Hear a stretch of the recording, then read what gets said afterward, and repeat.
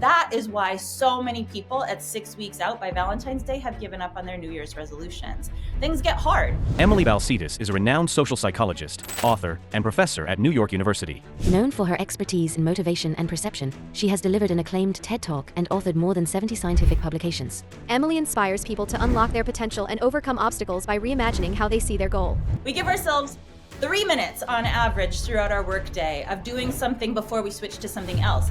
And if what we're working on involves screens, it drops to every 2 minutes. We're all over the place. But another thing I'll put out there is that the reason why just creating that vision board is not enough comes to this idea of de-energization. And that might seem counterintuitive, that the idea of like making a vision board can actually suck away our motivation. But there's more to it. What is it? It's that the Love your research, what you brought to the world. It's such relevant stuff and top notch, honestly. And the timing of this chat can't be more apt as we get like close to getting new to the new year. Yeah. And every year we set these really big goals and get super excited about them, and then eventually the motivation just fades. Why does that happen?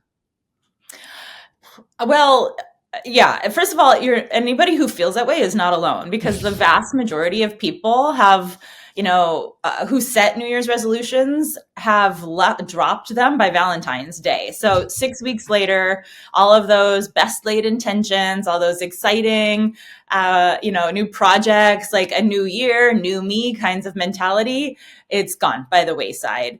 And it's not that people don't care, right? Like that's not the reason. Everybody is so excited when they set those New Year's resolutions. You don't, just phone that in.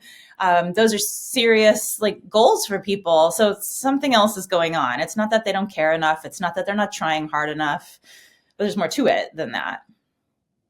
So what is it? What's the missing link? What creates that lack of? It's that the process that by which we go by trying to meet those goals is flawed. And, we can unpack all of that. So, at the outset, the way that we set the goals can set us up for success, or it can actually set us up for failure.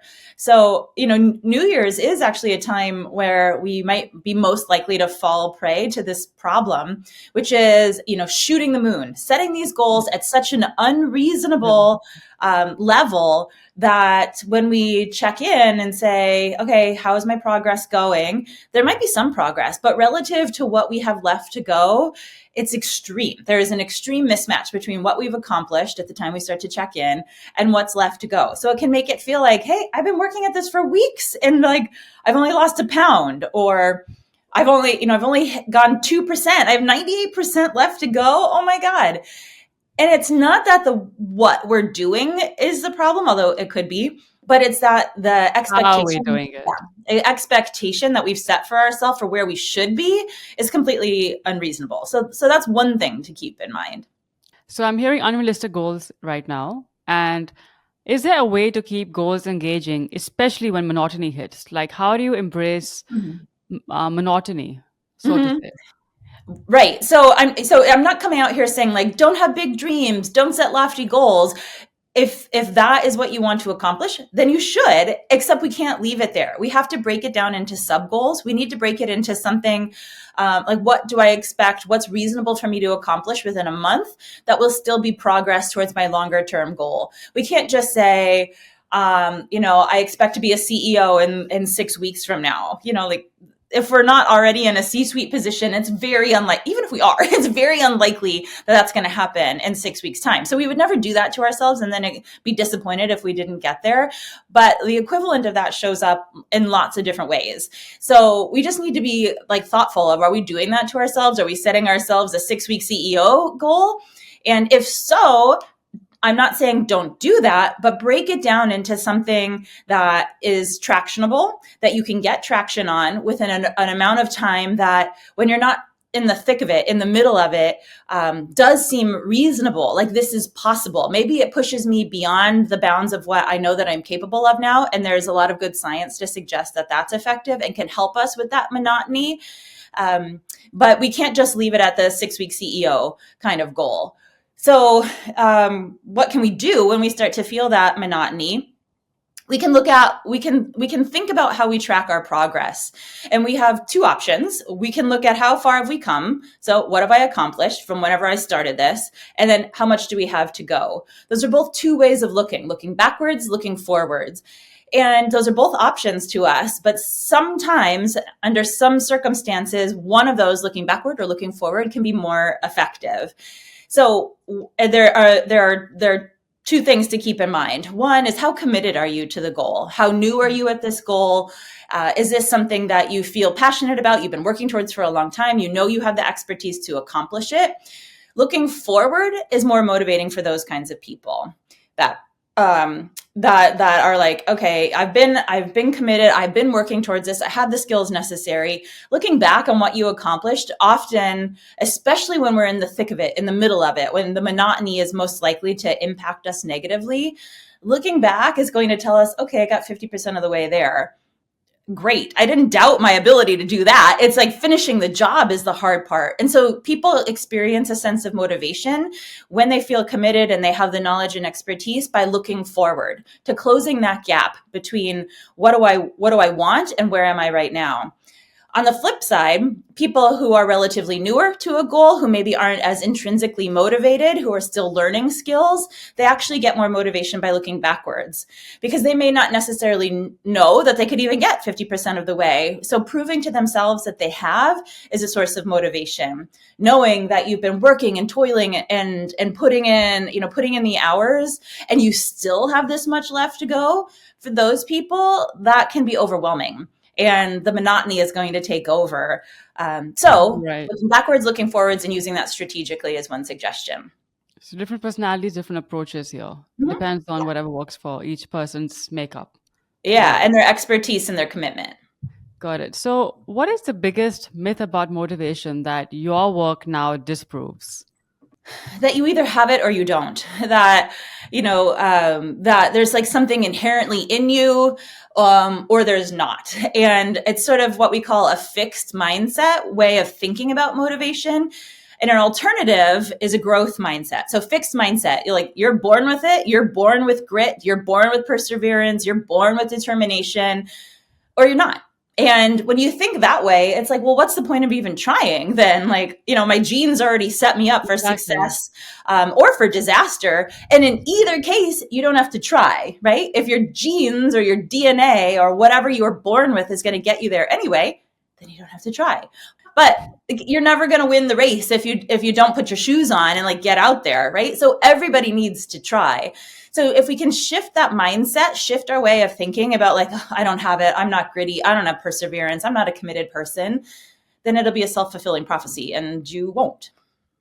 Yes, this negative self-talk that just, keeps you stuck and stagnant. Why does it happen that sometimes you can have a really strong vision of where you want to be, but you just can't seem to get yourself to move? What's going on there? Mm-hmm. Yeah, it's what we do after we set the goal too. So we've set the goal, we have these sub goals, we think about in advance, what is reasonable to accomplish within a time frame that I can sort of track my own data within. We can check in at that 1 month period of time at the end of our sub goal, see how we're doing. But at the same time that we're setting our goals and setting up those sub goals and moments of check-in, we need to do a couple of other things also.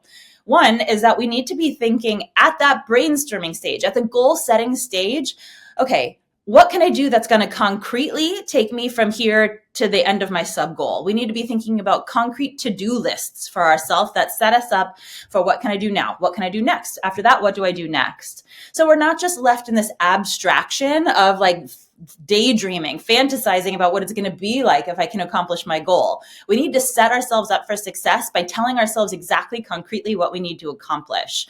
And doing that while we're still in that creative, exciting time of setting those goals. We also need to foreshadow the obstacles that we might experience. And we will get more motivation by doing that if we're doing that at the time that we're setting our goals. So let me put that into context and explain why for some people that just doesn't seem like it could work. And the idea is think about New Year's resolutions. It's a time of rebirth. It's excitement. It's setting it's a whole new year. And here's what I'm going to accomplish with this blank slate, this fresh plate that I have.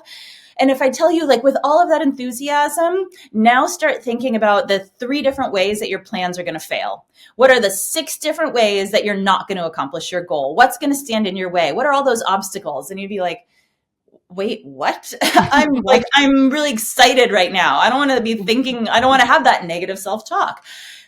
But it's not just coming up with all those obstacles. It's also thinking about, okay, when this happens, what are you going to do? When this happens, what am I going to do? And coming up with backup plans. That's what that experience is doing. It's giving us a safety net. Because if we're in, 30% of the way through something that's really challenging and we hit an obstacle, that's usually a time of frustration. It's a time of limited resources. We don't have the mental bandwidth. We might not have the time or the money to start thinking our most creatively about how can we get through this. And that is why so many people at 6 weeks out by Valentine's Day have given up on their New Year's resolutions. Things get hard and they don't have a backup plan. Let me give you 2, I'll give you a metaphor and then I'll give you a real life example of this. So the metaphor is like, you're getting on a boat, you're getting on an airplane, and you're so excited for this trip that you're going to take. And, the boat captain gets on the intercom or the flight attendant gets on the intercom and says like, okay, you're going to find your life preservers underneath your seats. You're going to find your life jackets over here. And they're like thinking about disaster. And you're so excited to be taking your international vacation or whatever. And they're talking about death, right? And like, why are they doing that? Do they want to ruin your vacation? No, of course not. They want you to be prepared in case something unfortunate and unlikely, but unfortunate happens. You already know what you're going to do. So you can automatically pivot. You don't have to be thinking about it then. And the science tells us that in those moments of positivity is when we are most creative. We actually have our most creative mental juices flowing when we're in our most positive states. So when it's New Year's and we're setting those New Year's resolutions and we do take the time to think about like, how could this go wrong? What could be my stumbling blocks?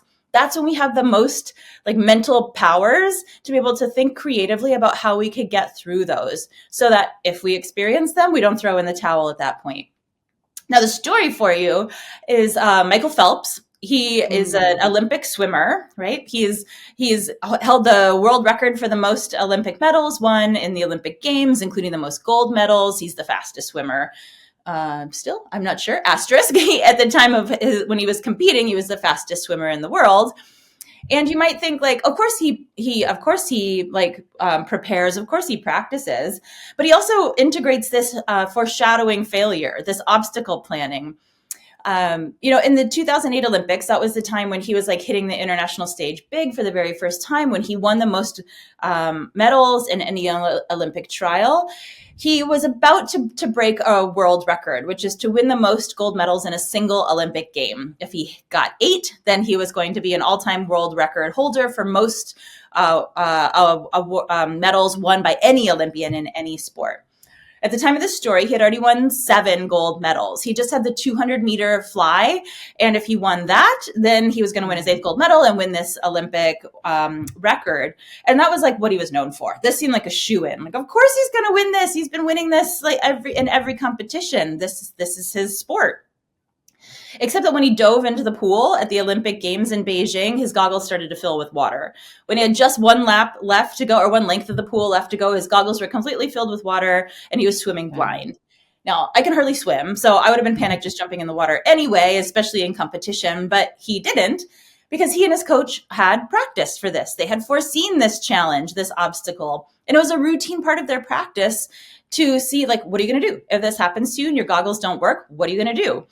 And in some, like one story is that his coach would even like in practice, take his goggles off his head and smash them on the ground so that he couldn't possibly swim with any goggles. I mean, he could have just taken them, but I don't know why the smashing was important, at least for the story it is. And so he knew what to do. He went and he started counting his strokes because he knew exactly how many strokes it takes for him to get from one end of the pool to the other.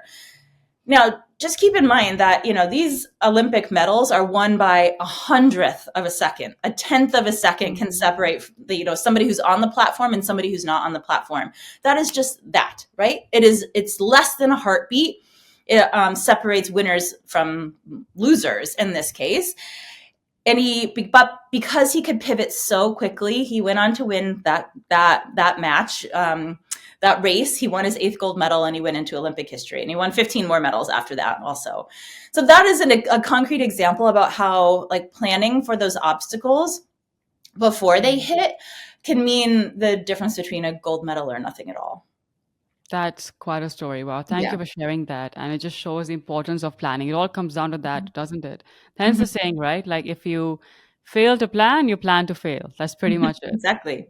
Yeah, crazy. So now we can explore the correlation between vision and motivation, a very core part of your research, which finds that having a narrowed vision enables one to stay focused and committed to achieving a goal. So that's true, right? Yeah. So, what does that mean in the context of our digital distracted world where we're over bombarded with like distractions and endless enticements all the time? Like, how do we in this world have that narrowed vision and focus? Yeah. So let me start by just asking a question to your listeners, which is like, do you think multitasking is important? Do you think it's a skill that you need to have to succeed in life, in business, your professional life, in your personal life? Do you need to be able to multitask?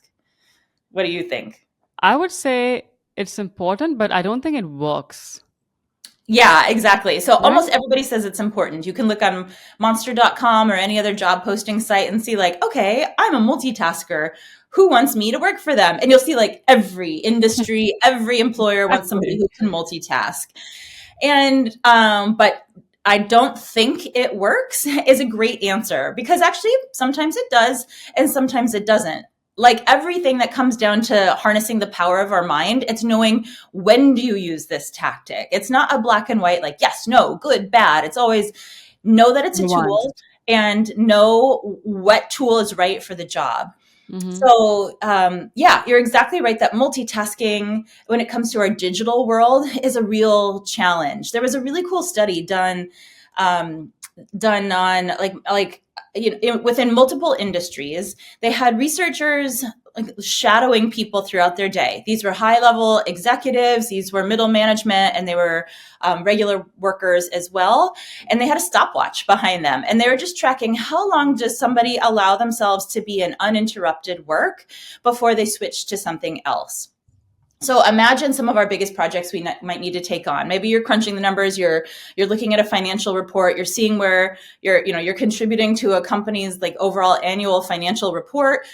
Do you need to be focused in that? Yeah, probably, right? You probably need to keep Very. your attention like on what you're doing so that you don't make a clerical mistake. Or you're being really creative and you're generating something, you're writing something. Like, do you do your best work when you're in a flow state, or when you're trying to do the dishes, develop a character, and like tie your kids' shoes for them to get out the door to go to school? Does that seem like it's effective? No. And then what do we enjoy doing? Do we enjoy that time when we're doing 6 things at once? Or do we enjoy the time when we're really immersed in what we're doing and we lose track of time because we're so into this one thing that's captured like a whole body experience? I think we can all like resonate with that Right. idea of that flow, being in a flow state, being more enjoyable.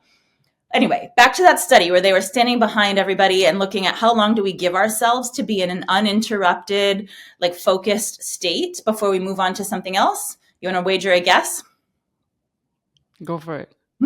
3 minutes. We give ourselves Wow. 3 minutes on average throughout our workday of doing something before we switch to something else. And if what we're working on involves screens, it drops to every 2 minutes. 2 minutes, like that's all we're giving ourselves to get into that more enjoyable, maybe more creative, maybe more focused, maybe like more detail oriented state. 2 minutes before we drop it and move to something else. And often those something elses are like notification flags that have popped up. Our inbox number has just Wow. changed, and and we need to check in a sense. Like something about digital technology has grabbed our attention. We're We all can over the place. Yeah, we're all over the place, which is nuts, honestly. And like just think about how much of our day is spent on screens, like almost all of our day. So you can just think on average we give ourselves 2 minutes to have that maybe more rewarding and maybe more beneficial cognitive state of focus. Now, the problem with that switching, besides it maybe not feeling as good, or maybe it makes more mistakes, or maybe it doesn't, is that it comes at a real cognitive cost. It's called cost switching, cognitive Right. tax. And that's just the idea that you have to at least put a mental bookmark in the place of whatever it was that you were doing to then like reopen a different mental file for whatever is coming next. And then you need to put a bookmark in that or close that file, remember where you are, and go back and forth. And that's not seamless. And it doesn't happen as quickly or as easily or as fluidly as just staying within one file, within one mental file. So it might feel like we're getting more done, but that feeling might be illusory. So there's also, sorry, just keep going. I have so many like cool stories that I want to share. And so if you think about like what is happening in your brain as we're switching, there's that metaphor that I offered about the like opening a file folder, closing it, or putting a bookmark in it and opening another one. That's a metaphor. But researchers have, and one can look at, well, what's actually happening in our brains as we do multitasking, as we open and close these folders. So there was like a statistician, a behavioral scientist who studied 145,000 patient files for an emergency room, one hospital, one emergency room, but all the patients that came through that for a 3-year period of time. And they looked at how is that patient care being handled by the emergency room doctors as a function of how much multitasking those ER doctors had to take on. Now, for an ER doctor, the way that multitasking shows up is by these opening and closing of the folders, in some sense, like literal folders, literal electronic folders about their patient files. Now, when you come into an ER, it's not just like you come in, you see a doctor right away. When the doctor's done seeing you, then you get to leave. They might order tests. You have to wait for the lab results, or they might draw blood, and then you have to wait for that to come back. And so there's some downtime, not just for you as the patient, but for the medical care team that is assisting you. Right. And the question is like, well, what do they do in that downtime? What does the care team, what do the medical doctors do in that downtime? And that's what multitasking looks like. Do they wait? Do they sit and wait for the results to come in so that one patient's file is all that's uploaded? Or do they switch to another patient? So that's what multitasking in an ER looks like. And so because it was a 3-year period of time and 145,000 patients that came in, there was natural variation in what the patient caseload was for any particular doctor at any particular time.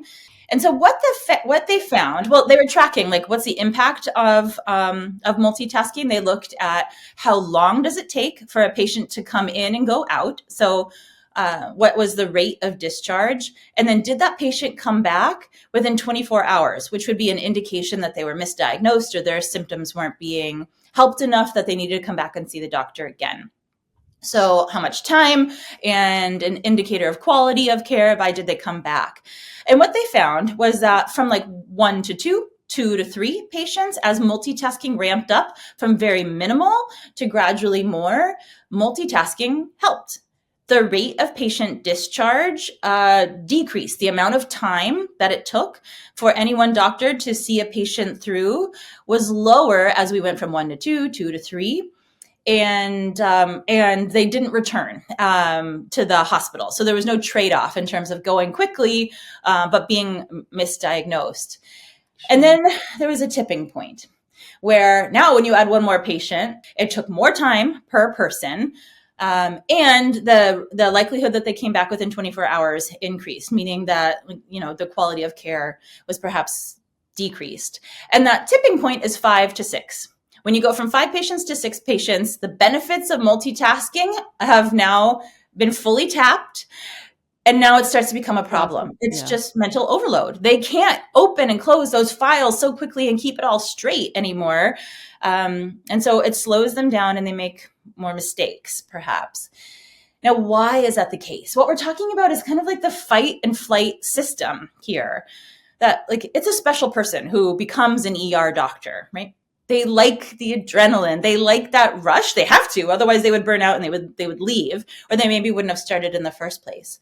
So going from 1 to 2 and 2 to 3 is like, okay, I get to jump into the things that that I'm made for. That was my calling for this in the first place. Like exciting patient care. And so it engages a stress response, a neurological stress response. It's releasing norepinephrine. It's releasing cortisol.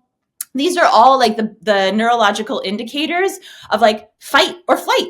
something's happening. It's a stress response. Not all stress responses are bad. We need to get excited. We need to get motivated. And that's what our brain is doing. That's what it's doing for these, for ER doctors or anybody who finds themselves more cognitively engaged and more excited and more, into it as the multitasking ramps up a bit. But then that tipping point is when the stress, the cognitive stress, can no longer be beneficial. It's now a burden. It's now a hindrance. And so it's pushing that stress response to an unhealthy level such that it's no longer cognitively beneficial. So multitasking, should you do it? It depends. It's very contingent upon what it is that you're actually doing. Right. Like if There's no one formula. Yeah, you can't I can't just say 5. Go multitask up to 5. After 5, you're done. 5 seemed to be the statistical breaking point for these ER doctors, but not for every single ER doctor, not in every single circumstance, and not for any one person who's not an ER doctor either. You got to feel it for yourself. Does it feel like, oh yeah, I'm more engaged now? Or, okay, like I've had enough, and that's when you need to back off. And I think that's something that if we just take a beat and like tune into what's happening for us, we can feel where are we at in terms of this U-shaped curve of like, are we finding benefits of it, or is the stress too much and now it's not working for us? Makes sense. So you obviously a high performer, but have you seen any differences or shifts in your own results since you discovered the benefits of narrowed vision? Yeah. And let me just say, just because I study this stuff and I have for 25 years or something, it's like, I am still just a human who's trying to figure this world out. Right. And just like, like medical doctors still get the common cold. Like I don't have my life completely figured out. Right. It's a work in progress. But what I did notice, one thing in particular for myself, was that I'm really bad at being my own accountant, of figuring out how am I relative to where I want to be. And when I think about it from a behavioral science perspective, it's not a surprise. Again, I'm just a person with just a normal brain. With lots of interesting findings. Yeah. Yeah, thank you. And the issue is that like negativity dominance is a thing. And that just means like the power of something negative is bigger, has a bigger impact on us than the power of something positive. That's just how most of our brains are set up. Now, of course, we can tweak that and we can effortfully try to change that ratio of which one gets more weight. But I haven't changed my brain. And so the bad stuff just sticks in there longer. The things like the time you put your foot in your mouth, the silly thing that you said that was embarrassing, the mistake that you made, the way that you came up a little bit short, like that's so hard for me to drop that from my mental library of experiences. So when I was writing this book, I was trying out all these tactics on myself to see like what would be beneficial or what's not working for me, where can I improve?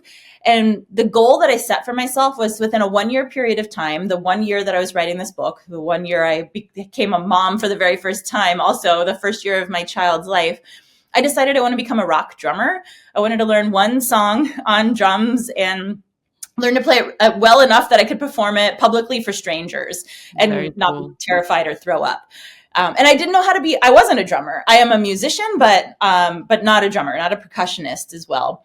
And I was writing about this and I had signed a contract saying I would write a book about this kind of thing. And so I like had to do it. I couldn't back out of this. I had already sent out invitations like for this concert that I was going to play. So I had to do it. But as the date was approaching, I was just like, I'm terrible. I can't do this. I haven't learned how to do this. I'm not like making any progress. This date is coming and coming and coming. And my progress is so slow. There's just too much on my plate. And I was so scared, to be honest, that I was going to like completely fail at all of the goals that this was relevant to. So then what I decided to do was like track my progress. That's what I focused on for a month. And I got this app called the Reporter app. There's lots of apps like them. But you know, it pings your phone. You can tell it how many times once your phone is going to ping you and say like, hey, I set it up to say like, did you practice drums since last time I asked you? Mostly the answer was no. But if I said yes, and it would say like, how did it go? Tell me what your experience was like.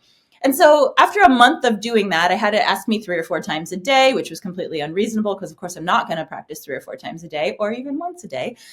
I downloaded all the data and I'm a scientist. I love data. And so I looked at it in a 1 month period of time. Where did I start? And I started by saying, I hate this. And I was like, what are you doing right now? I'm practicing drums. Okay, how's it going? I'm crying. Okay, so that's where it started. I'm so awful, I'm crying.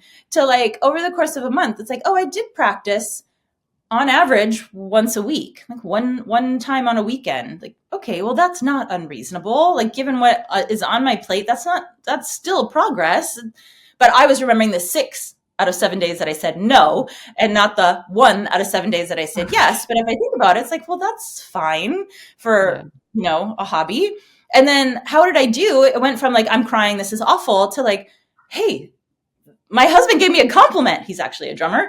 He actually gave me a compliment. So like, that's pretty good in a 1 month period of time, from going to like so awful I can't even stand listening to myself, to like, I got a legitimate compliment. He doesn't just give them Yeah. out. So that Positive one was, reinforcement. yeah, Very right. important. And so when I take a step back, and rather than being stuck in the day to day, where the guilt, the fear is just really overwhelming my thinking, and I look at it objectively after like all of these momentary assessments, these momentary like check-ins that I had done, I could see a pattern that I can't see when you're in the thick of it. And so that's something that was like really eye-opening for me, is to be able to look at my own data from a more distanced perspective and see stuff that I wasn't able to see when you're right in the middle of it. Wow, that's pretty interesting. I'm also really curious about why, like, very intrigued by your finding about why vision boards actually backfire sometimes. Yeah, so lots of people use vision boards. It's one of, the idea of a vision board, just in case people don't know, is like you collect imagery or phrases, you compile them almost like a scrapbook montage, beautifully curated Pinterest page or something, reflecting what it is that you hope to accomplish. Put it somewhere you're going to see it, and that will serve as a source of motivation. Some people go so far as to say, like, that positivity that you are effortfully putting in to try to overcome the negativity that's in the world, putting out that positivity is going to be enough from like a karma perspective to have good things happen to you. You give positivity to the world, and the world will give you back your dreams.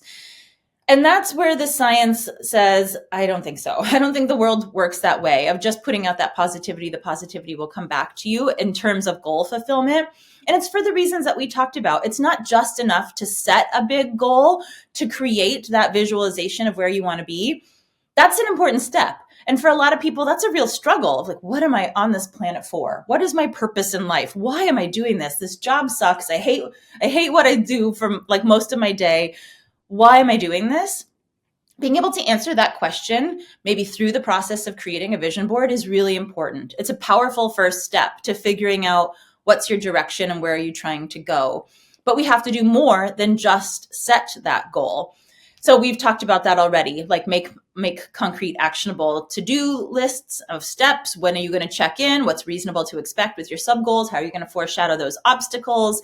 And how are you going to move through those obstacles? Doing that at the early stages. But another thing I'll put out there is that the reason why just creating that vision board is not enough comes to this idea of de-energization. It strips us of motivation. And that might seem counterintuitive, that the idea of like making a vision board could actually suck away our motivation.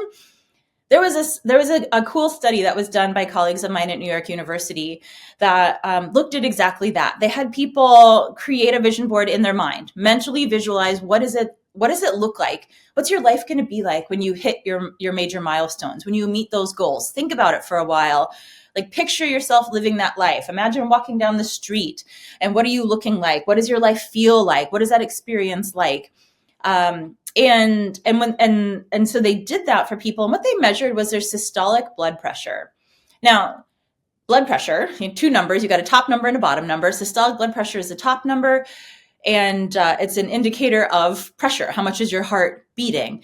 Behavioral scientists know that it's a marker of your readiness to like get up and go, to do something. And so higher systolic blood pressure means like, okay, let's do it. I'm ready. Let's take this on. They've actually studied this, not my colleagues, but other researchers have studied this in like horses that are about to race around a track, and they're in their stalls. So they're confined. They're not moving. But as they know that those gates are about to open, their systolic blood pressure goes up in anticipation of doing something. So what our colleagues at New York University found was that those people who just visualized what success looks like and basically made a mental version of a vision board, their systolic blood pressure went down Because they've compared to experienced people. it in their minds. Yeah, right. In comparison to those people who like did that, they thought about what they wanted, they made that mental vision board, but then also started to foreshadow the obstacles and troubleshoot where they could go. Those people's systolic blood pressure went up relative to the other group.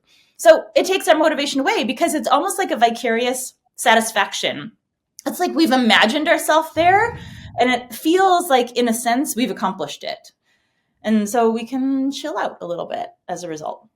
So in your case, when you committed to the plan of, learning drums in a month, and you told your A year. There's no way I could have done it in a month. A okay, you year. told them. So did they Yeah. not release your dopamine already before actually learning drums? Because you announced it so much to people.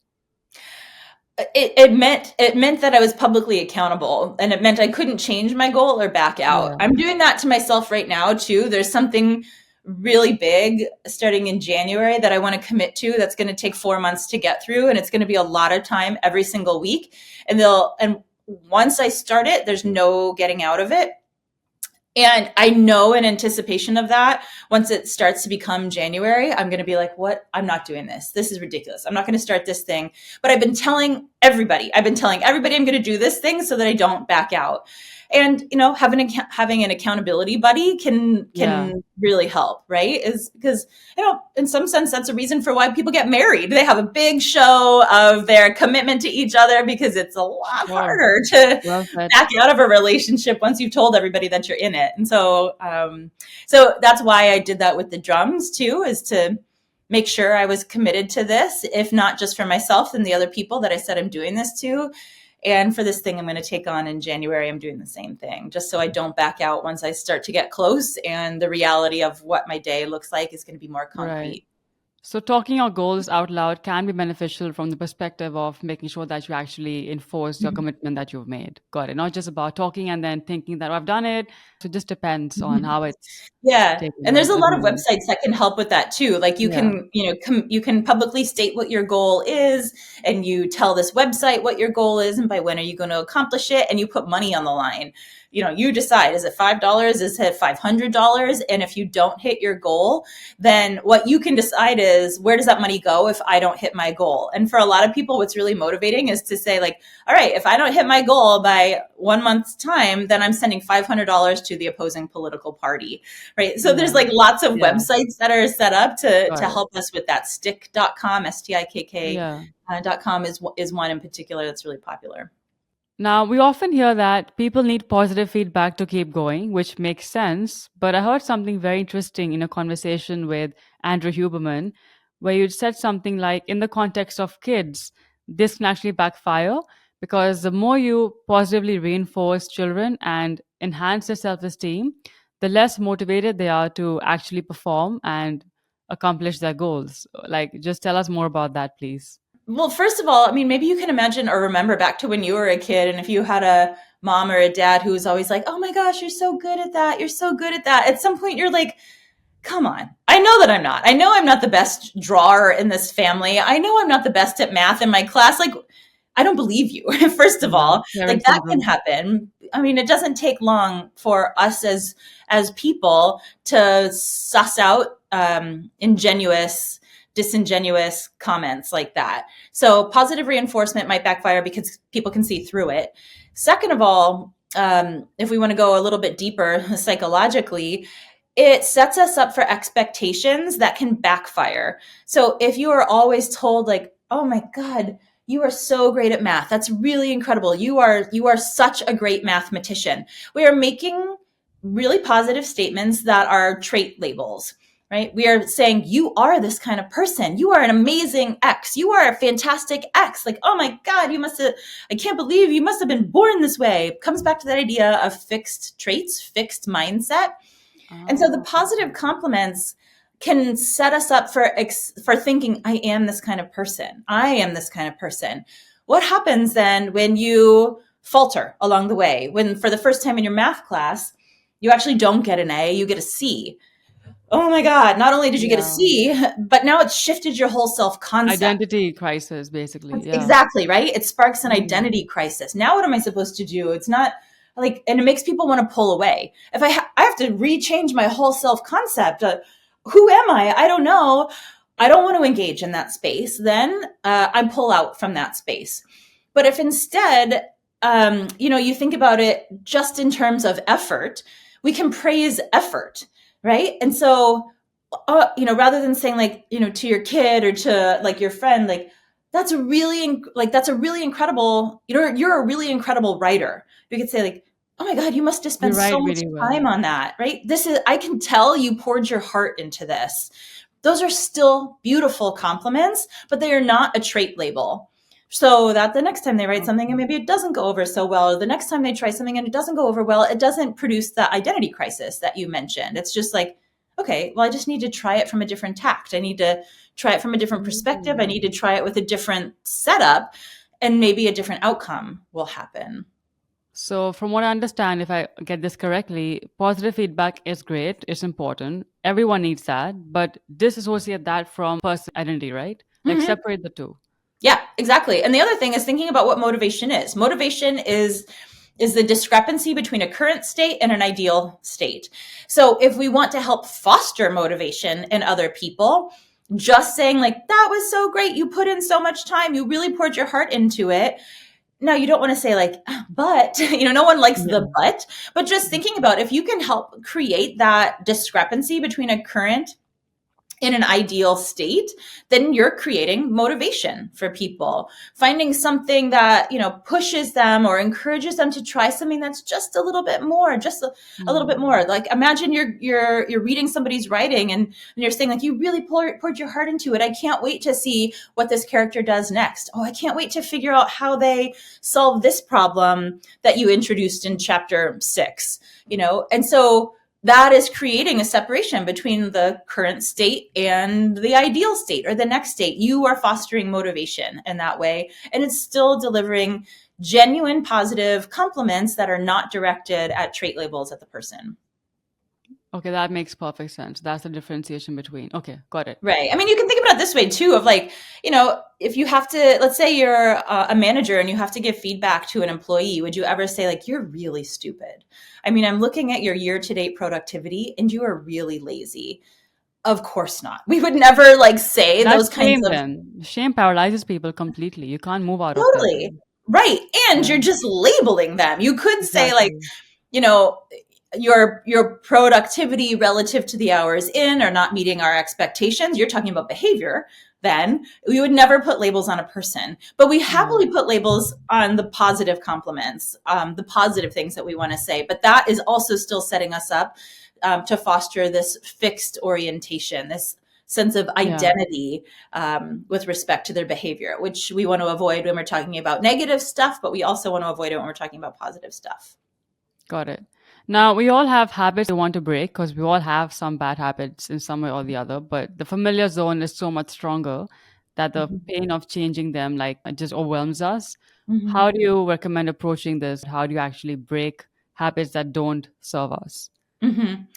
I'll give two suggestions. One is from Katie Milkman. It's called The Idea of Fresh Starts. We've talked a lot about New Year's resolutions, but let's say that it is March 15th and you need a fresh start. Like, do you really want to have to wait until December 31st again Nope. to be able to set a new goal? No. The idea of fresh starts is that you can tag psychological meaning onto a lot of different points in time. A major birthday could be a fresh start, or you change of a season, the change of a month, right? The first of any month. These are all things that if we decide have meaning, just like we've decided January 1st, New Year's resolutions have meaning, we can put meaning into any number of dates. So if we need to break a habit, we can just say, you know what? December 15th. December 15th, whatever. January 31st. That has meaning for me. That's the date of X. That date had something special. That's the date I got my first job or whatever. Those we can imbue with psychological meaning, and they will have the same kind of psychological impact as January 1st. So fresh starts, we can create that psychological meaning that makes any date in particular special for us and an opportunity to start over. And the next one is just thinking about the power of our visual environment. A lot of what our brain is set up to do is to see something and to act, right? You can go back to like caveman days and think about tigers. You see a tiger, you run. You see berries, you collect them. You see water, you drink, okay? Like a lot of what happened in our world was that we surveyed the situation and we immediately acted upon it. And that could mean the difference between life or death in those cases. So our brain is set up with what's called automaticity. There's a connection between what we see and what we do. And a lot of our day is spent reacting automatically without a lot of conscious, intentional effort. You can think about like driving home on autopilot or whatever we do on autopilot. That's the idea, that we see stuff and we behave automatically and we don't think about it. But if we keep that principle in mind, we can take advantage of it and try to construct a visual environment that doesn't automatically set us up to make choices that we don't want ourselves to make. You can think about, how do you stock your pantry? How do you stock your fridge? My husband only eats anything that is like on the first vertical plane. So if I need to get rid of leftovers, they can't go to the back of the fridge. They need to be at the front of the fridge when he's going to open the door next. We put all of the junk snacks that like our kids love, but that we cannot eat for, they shouldn't eat it either, but of course they're going to. We put them in the lowest drawer that's at our ankle level, but for the 3-year-olds and the 8-year-old, it's right at the level that they can pull it open. And so that's how we like let them choose some snacks sometimes. And don't harp on me for being a bad parent that they eat Cheetos and like they have some of that junk food too, but I don't want to eat that stuff. And so it's lower down. We also put in the fridge at the drawers that they can open. That's where we put the like mandarin oranges that they can eat themselves. Nice. Right. So we just set it up so that like the first thing that you can grab is the thing that we want ourselves to grab, or that we want our eyes to automatically prompt those behaviors. You can think about it in terms of, where do you leave your tennis shoes? Where do you leave your sneakers? Do you leave them tucked into the back of your closet, or do you leave them where you leave your slippers, right at the edge of your bed? Now, if they're right at the edge of your bed, when you wake up, maybe it's a visual reminder that you want to throw them on and like go for a quick walk before you start your day. Maybe that's a way that you can change, rather than just like laying in your bed for another 15 minutes and like doom scrolling through social media. Maybe that's a way that you can give yourself a visual reminder of like, oh, yep, this is the thing that I've been trying to do. There's great science showing that when people move, that's an opportunity to keep a habit or to break a habit. And it all comes down to the visual environment. If there are visual features of your new neighborhood that matched your last neighborhood, your habits that you had set up in your last neighborhood translate to the new neighborhood. But if there's not visual cues, basically. Yeah, exactly. Those visual cues. Yeah, they trigger the behavior. So you can think about that either as a means to keeping habits or as an opportunity to break them. Got it. Well, we're almost on time, Emily. Complete delight to have you and learn so much from this conversation. Thanks so much for all the wonderful work that you do and enlightening us about so much cool stuff. And where would you like people to find you? Yeah, you can find me on LinkedIn. I try to post our content that we create up there also and archive it there too. So you can check me out there. Cool. And just finally, what does an epic being mean to you? It means living the life the way that you've curated it to the best of your ability, dropping all the self-criticism and finding a path that works for you and the way that you want your life to be defined.